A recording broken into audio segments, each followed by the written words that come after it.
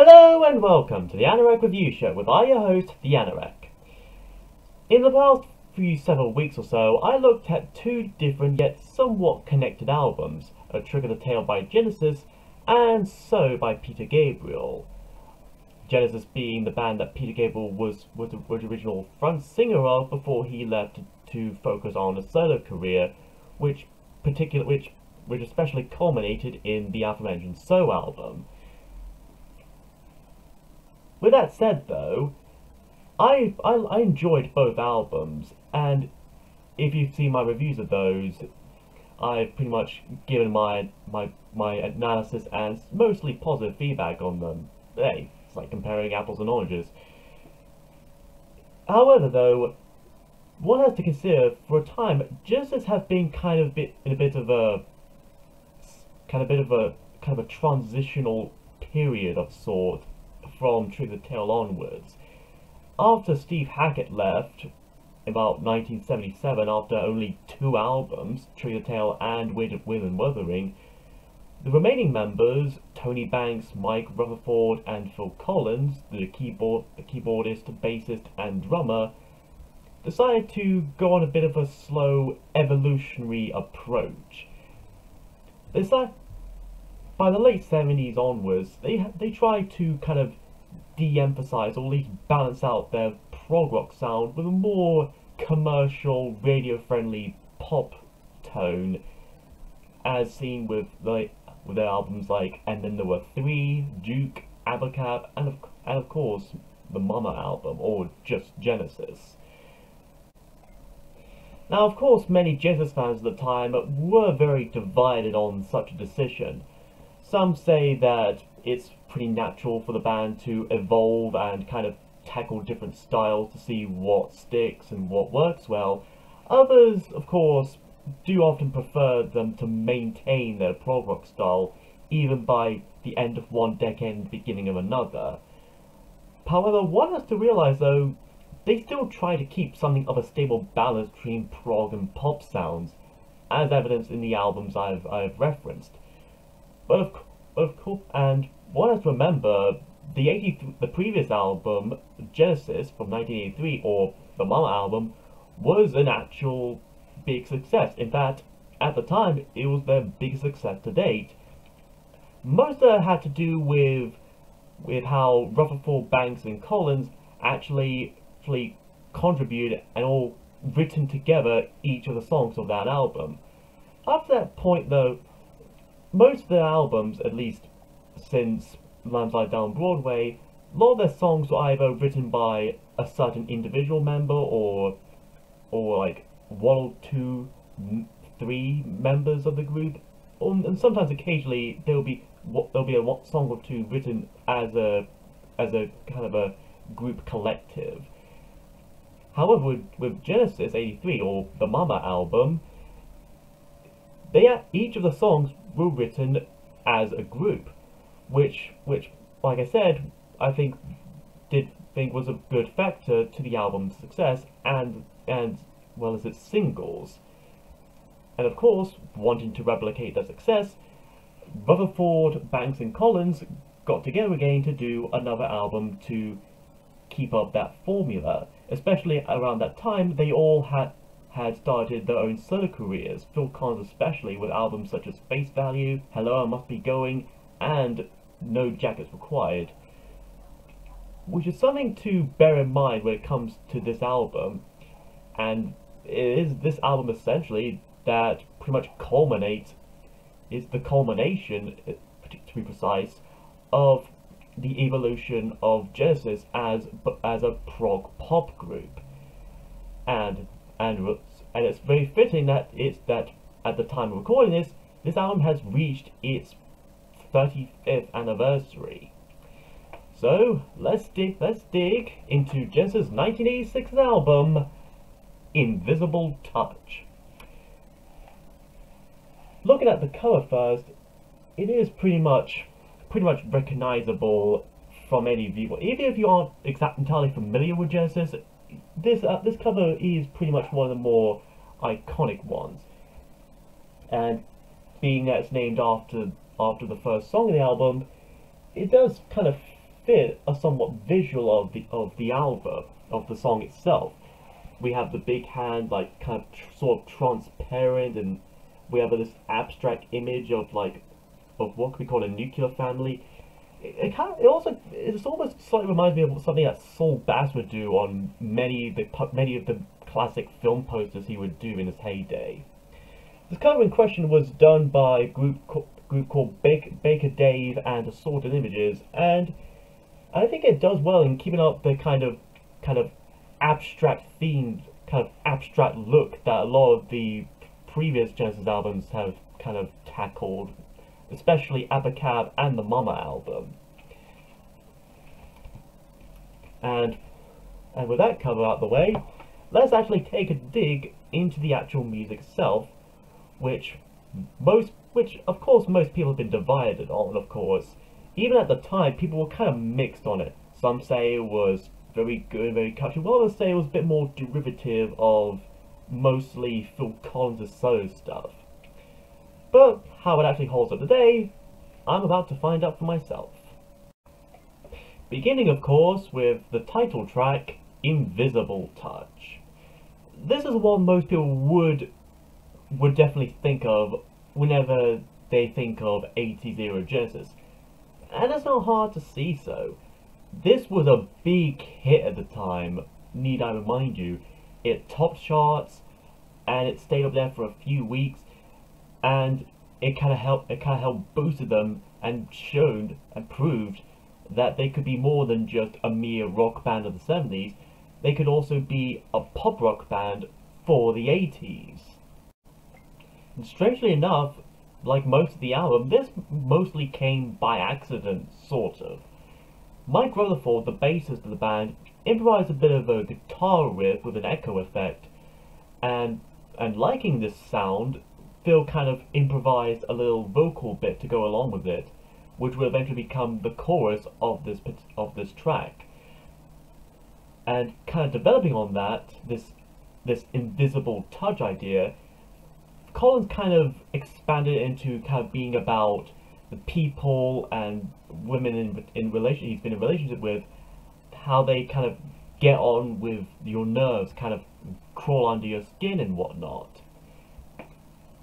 However, I think some of the best songs out there could be ones that have more than one meaning to them. Some have speculated that this song's also about drug use, and this is especially evident by parts of it, like how it takes your life, it tears you apart, grabs hold of your heart, and how it messes up your life. Just kind of personifying this vague particular drug as an individual person. Or it could just be about a mutant from X-Men who just happens to have the power of telekinesis and like tangibility or something. I don't know. As a Genesis song though, while it's no musical box or Watcher of the Skies, I would still consider it a good 80s pop song regardless. It has a catchy tune, it has some thoughtful lyrics, and if it makes you dance, it makes you dance. Another funny thing though, apparently back in the summer of '86, I remember when I said that this kind of topped the charts for a bit. Not only was it the only #1 hit in the United States, but as soon as it got to #1 on the billboards, soon after it was knocked off by another lead single from a particular person, and that song was Sledgehammer by Peter Gabriel. Yes, I'm not kidding, the former singer of Genesis. And even funnier still, Mike, Tony, and Phil didn't know about that until much, much later. Oh, irony? So, dramatic irony or dramatic karma? You make the call. And here's another interesting fact regarding this particular track. on a couple of occasions when it's performed live in concerts, when Phil Collins reached the lyric line of "I know it will mess up your life," he would often replace the mess of it with another word that I probably wouldn't want to say without having to risk demonetization. But for anyone who wants to know what it was, let's just say it's a pretty big F. Next is Tonight, Tonight, Tonight. This one is probably my favourite song of the Invisible Touch album. Not just because it's somewhat more in tune with their more prog rock style roots, or because it's one of the more longer songs of the album, but also because it has a very dark and dramatic mood. Almost a bit on par with Red Rain by Peter Gabriel. It also kind of sounds like something you hear out of like an 80s thriller movie. And in fact, the music video for this song was partially filmed at the Bradbury Building in Los Angeles, where a bit of Blade Runner was filmed, so make it there if you will. Much like with Invisible Touch, this too came from a bit of an improvisation, this time from the keyboardist Tony Banks and Phil Collins trying to develop some lyrics from that on. While Invisible Touch could kind of be interpreted as a metaphor for a particular drug, this song we had is pretty much explicitly, intentionally about drug addiction and trying to break from such an addiction. This seems to speak from the point of view from someone who has had their life torn apart by this reliance on drugs, and just trying to break free from that addiction, trying to cut it free, shake it loose and let it go, while trying to reach out, call for someone to help, and begging someone to please answer the phone as if to trying to communicate with a close friend or a family or just someone in therapy and whatnot.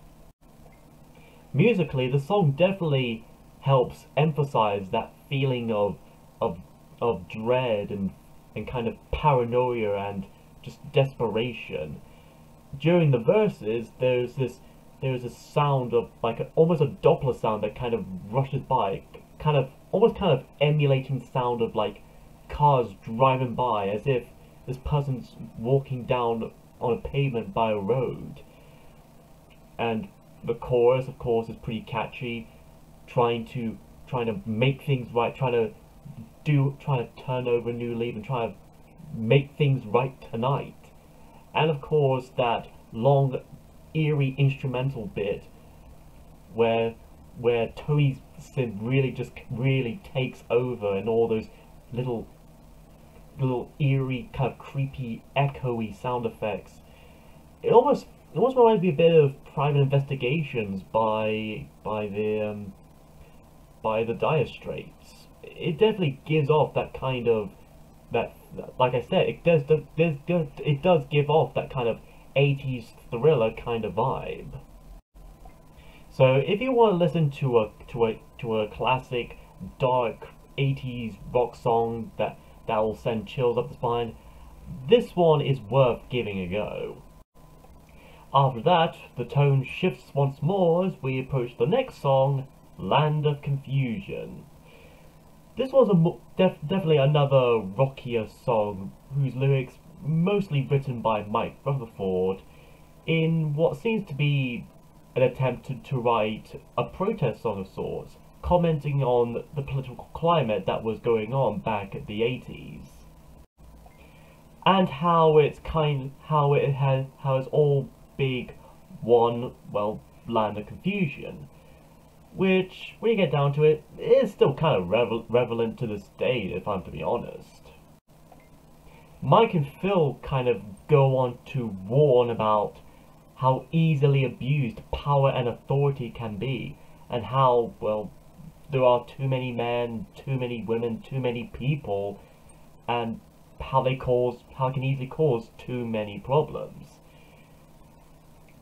That kind of theme is is most especially emphasized when we talk about the music video that most people will know of, this music video of which is done by the people behind Spitting Image, where we have kind of spoofy caricatures of not only the band members themselves, but various celebrities that were very popular and relevant at the time, most especially Ronald Reagan and Margaret Thatcher, the US President and British Prime Minister, respectively. While the music and lyrics seem mostly kind of serious, the music video itself still kind of balances out with a more comical tone, and of course, and being Spitting Image, it is still very satirical and very parody-ish. And it's still also pretty impressive, that video, with a lot of it. I know nowadays it may look a bit creepy, but still, at the time, those puppets still look pretty impressive to look at. This was back in 1986. This was before CG really took the swing going. However, even then, while it had a bit of a nomination for Best Music Video at that time, it too was lost to another Peter Gabriel song, Sledgehammer, again, Sledgehammer, with its own stop-motion video, however, I do find both impressive in their own way. I do enjoy puppetry, animatronics, and stop-motion. But, music video aside, this is another good political song which still stays relevant to today, and I think many people will find it very relatable. It's kind of no wonder why the band Disturbed eventually did a cover version of this over 20 years later. And yes, Disturbed did do a cover version of Genesis' Land of Confusion. Look it up, I'm dead serious. Anyways, we close out side 1 of Invisible Touch with the song Into Deep. A more soft rock song that's definitely on par with Phil Collins' solo work, which is actually kind of fitting since apparently he wrote this to be part of the soundtrack of the movie Mona Lisa, starring Bob Hoskins, Michael Caine, and Robbie Coltrane. And I think when it comes to the criticisms that have been directed at this album, of it being just a pop record from what was supposed to be a prog rock band, I think this song in particular is what people were kind of thinking of. And to be honest, as a Genesis song, it's nothing really all that special, but on its own, it's still a very tolerable, soft, rocky pop song at the very least. And from the way I kind of interpret it, it kind of, in a way, it kind of concludes a sort of arc across the first side of the album, at least from how I interpret it. Invisible Touch kind of overgoes a sort of person or a drug that this protagonist is addicted to. Tonight is about him trying to break free from this addiction, and Land of Confusion is kind of him after his kind of repercussion and just his kind of view on the rest of the world. And then Into Deep is about him trying to commit to another person, but fearing that stuff that's happened to him or stuff that he's done in the past may come back to haunt him. In fact, the name itself just kind of seems to be similar to a bit in Tonight. Now I'm Into Deep, which was an actual lyric from that song, and now it's a big important part in this song. You know I want you, you know I love you, but I'm in too deep, and so on and so forth. That could easily be coincidence, and the group probably didn't really create this album with a particular theme in mind, but I think it's an interesting thought when you think about it. Hell, in American Psycho, both the book and movie, the character of Patrick Bateman kind of commented on this song for a bit better than someone like me could. We then begin side 2 with Anything She Does. If I were to compare something like Into Deep with Peter Gabriel's In Your Eyes, this I would compare it to, say, Sledgehammer or Big Time. with lyrics written by Tony Banks, this one's obviously about a man's obsessions with a particular glamour model, or a pin-up model for like a poster or magazine or something, and how he's so obsessed with it. Even when he grows old, he still kind of feels a kind of yearning for this woman, and how could it be love, or could it just be just an obsession, or could there be something genuine, like a need for companionship and whatnot? It kind of leaves it to the imagination. Musically, it is another more poppier rock song with a bit of an emphasis on the synth brass sound, similar to something like Paper Late and No Reply at All. And this too has its own music video, which stars Benny Hill as his Fred Scuttle persona, acting as some sort of security for the Genesis band, which, as a fan of British comedy, I think it is pretty cute. It's not much, but if you like Benny Hill as an actor, I think you'll enjoy that music video. Though it's probably for the best, considering its lyrical content. It's no wonder why its music video wasn't really about that, as well as why this one wasn't made into a single, despite being what could have been a potential single from the album. It also reminds me a bit of the Duke Suite from the Genesis 1980 album Duke, in particular the song Turn It On Again, which was about the character of the Duke Albert kind of overwatching television to the point of being obsessed with it, and the characters on screen and all that. This almost feels like a kind of spiritual successor to it, almost like a sequel, as if this was about Albert kind of giving up on the television and just kind of moving on to looking up pin-up models on a magazine or something. Again, it's probably coincidence, but it's still an interesting connection when you think about it. After that is Domino. No, not like the Jessie J song in the same name. This is totally different. With lyrics written by Tony Banks, this is in fact a two-parter, much like Dodo/Lurker from Abacab and Home by the Sea from the Mama album.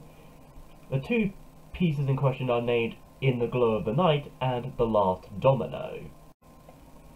Let's start with In the Glow of the Night.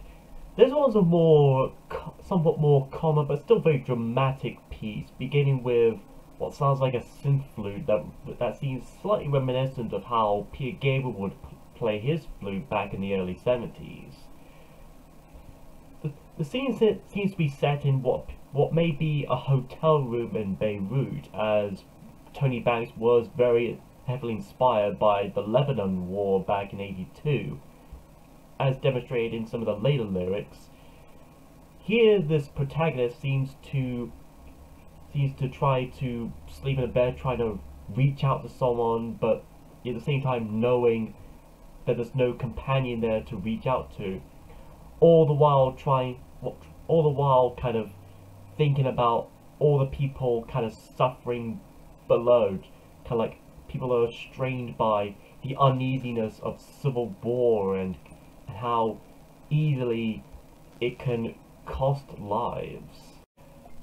And much like Atlantic Confusion, the lyrics also kind of call out to the people in power and of the consequences of their actions, with lyrics like, of all the lonely people, empty rooms, and all the pointless violent silent tombs. It definitely paints something of an almost bleak picture in a way.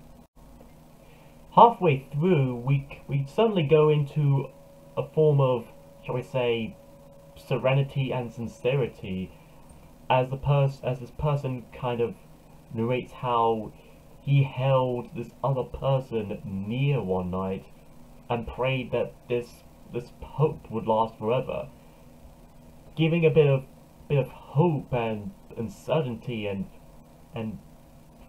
hope, and kind of hope, well, for lack of a better word, hoping that things could find a way.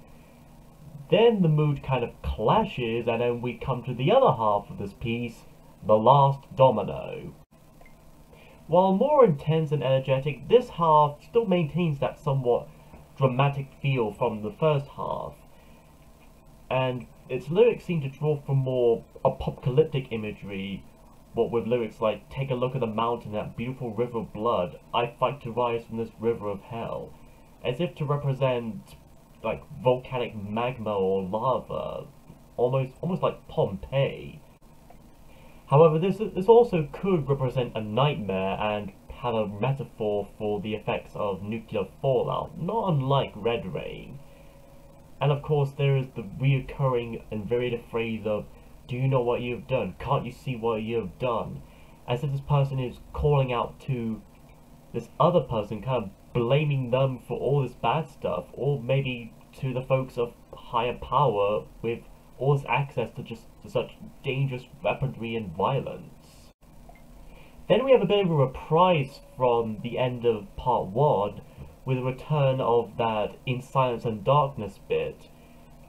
However, while that one sounds more calmer, more serene, as in a past tense, this one seems more in a present tense, and almost not as certain, more quicker, slightly more frantic, as if this is more like a flashback, and that one's set in like the after effects of this catastrophe.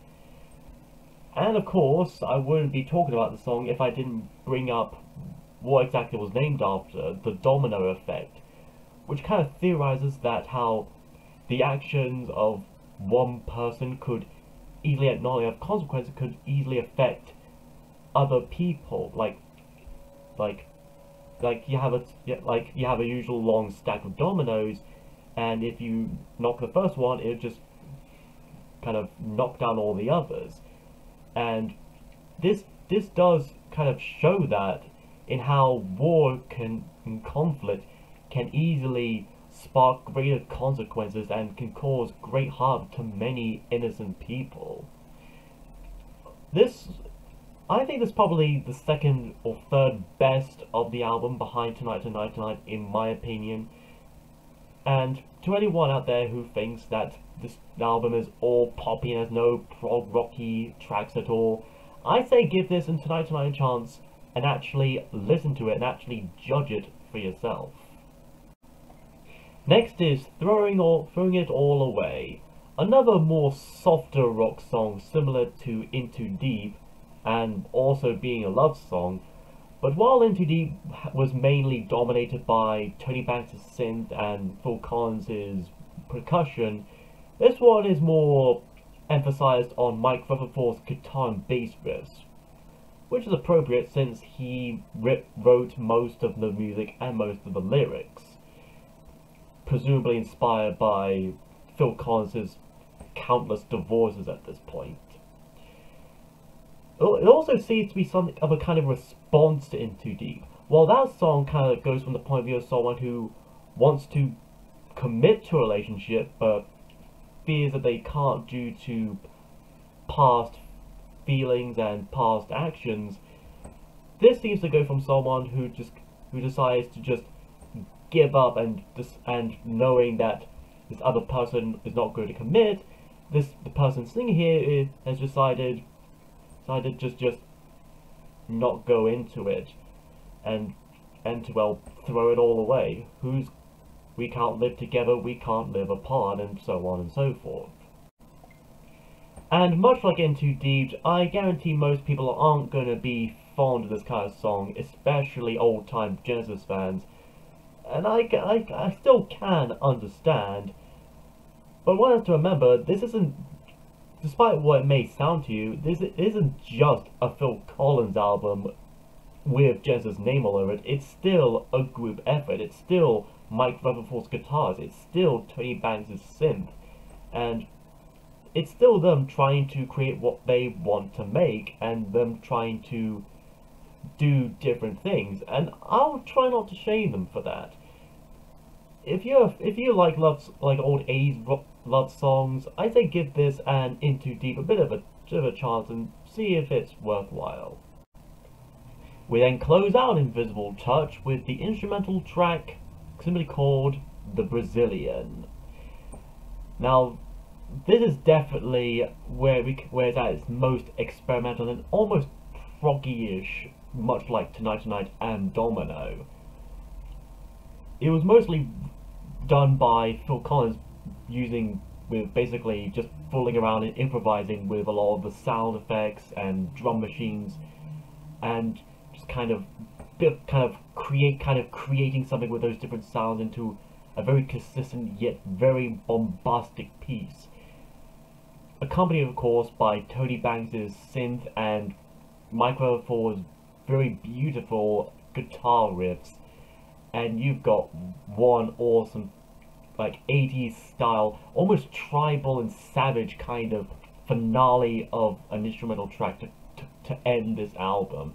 And it's honestly no wonder why the song was briefly used in the anime film When the Wind Blows, and even recently in the Hulu film Palm Springs. It definitely feels like a jungle party kind of beat, and like I said, it's very almost kind of triumphant. If I didn't know any better, I could have sworn this was something out of The Lamb Slides Down, or even some of their later albums like Then There Were Free or Duke. So overall, the Invisible Touch album, in my opinion, kind of has a little bit more hate than it deserves. Sure, most of it feels like a pop record, but one could deny it still maintains some of its prog rock elements. It just kind of spins them into something different and unique. Is it perfect? No. Does it capture the old prog styles of the 70s? Not exactly, but it's still its own thing. Phil Collins' vocals and percussion are still very good, and the guitars and bass by Mike Rutherford are fantastic, and Tony Banks' synth is just spectacular. And I'll be sure to look at other Genesis albums down the road, but if you want to listen to Genesis with a different sound, or you just like 80s rock sounds of music overall, I say give this one a whirl. Next time we take a look at another anniversary for an album, as we step into the 21st century and look at what could be seen as a comeback album by Jeff Lynne and the Electric Light Orchestra.